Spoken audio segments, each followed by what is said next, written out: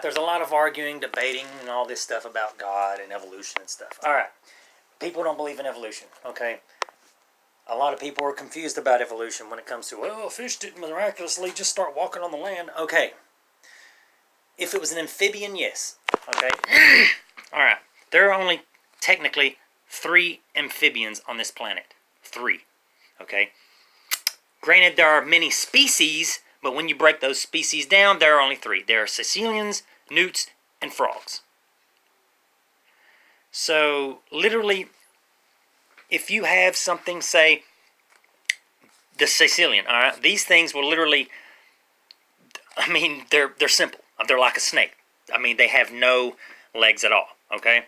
So, let's just put it this way.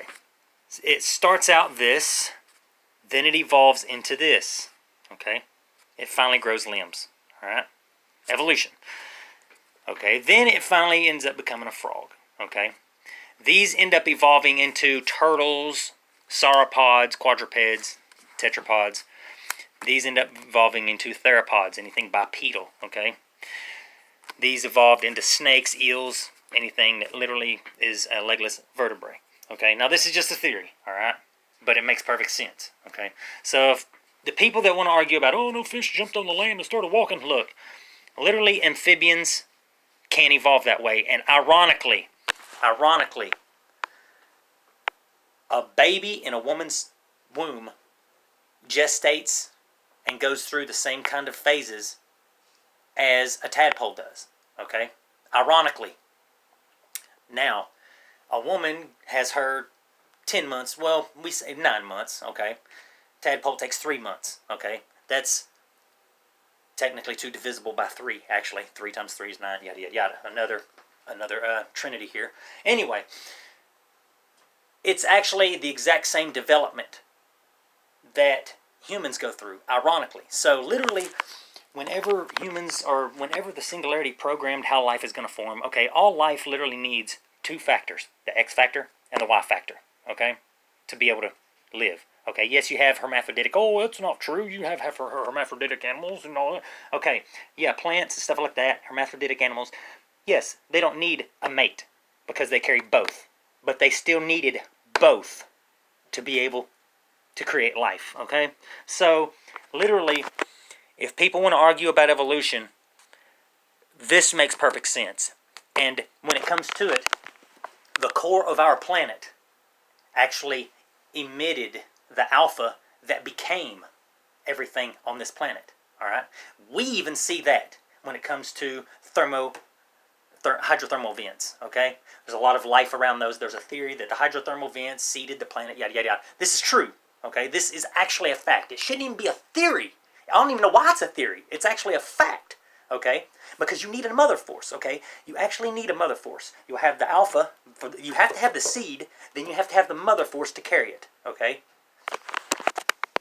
Okay, now if the nuclear core, now physicists or scientists or whatever, they just found out that, oh, there's radiation or nuclear energy in the core of our planet. Okay, I could have told them this a long time ago.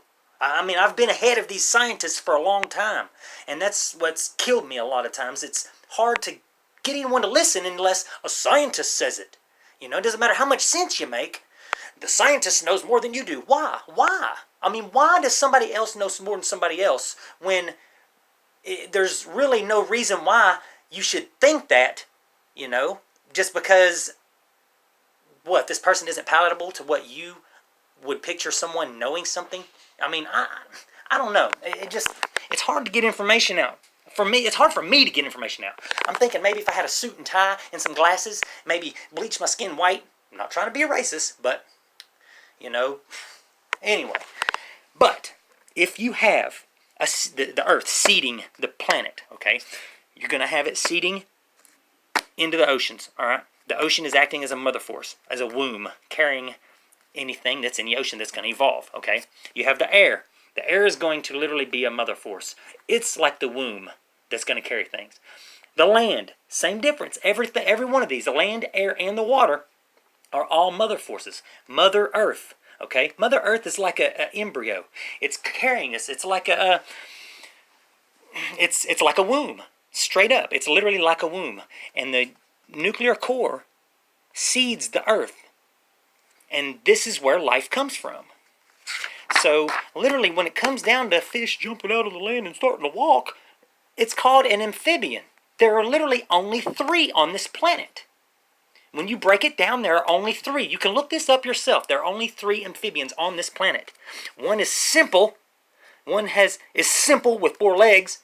Then there's the most complicated one, the frog, okay? Which can walk and jump and live in the water and on land, okay? Newts are the same way, similarly, but they mainly stay in water, okay? So, literally, all life came from amphibians, which came from the core of Earth, all right? So the alpha of the Earth seeded the mother force here, like I was talking about, alpha and omega, because the Earth itself and the atmosphere, the lithosphere, is like the omega, okay? This carries this life which helps it evolve. And life evolves according to its conditions, just like a star. A star is the first life in the universe. Therefore, if space is cold, vast, and dark, the first life is going to evolve hot, big, and bright. And that's exactly what we see when it comes to stars. So, like I said, our data is not wrong. All the data is there. It's our perception. We got everything in front of us. There's just a veil over our faces.